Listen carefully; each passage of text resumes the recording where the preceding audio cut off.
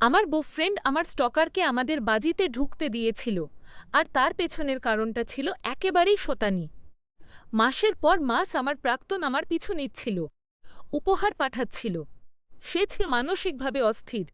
আমার বয়ফ্রেন্ড কোল বিষখোপটাকে খুব স্বাভাবিকভাবেই নিচ্ছিল। এমনকি সে আমার প্রাক্তনকে আমার জন্মদিনের সাজসজ্জার জন্য বাজির ভেতরে ঢুকতেও দিয়েছিল।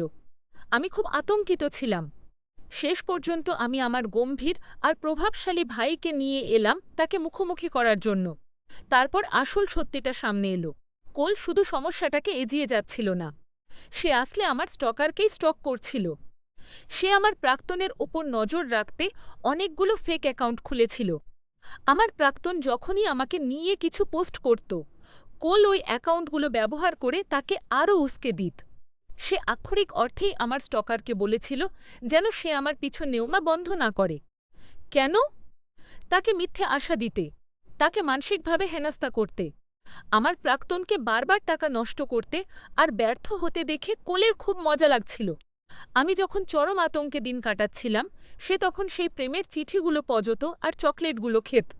কোলের কাছে আমার ট্রমা বা মানসিক যন্ত্রণা ছিল তার এই অসুস্থ খেলার সামান্য একটা পার্শ্ব প্রতিক্রিয়া মাত্র। আমি এখন আমার ভাইয়ের সাথে থাকছি আর পুলিশের কাছে রিপোর্ট করছি। আমি ভেবেছিলাম আমি একজন দয়ালু মানুষকে পেয়েছি, কিন্তু তার বদলে আমি পেয়েছিলাম এক দানবকে।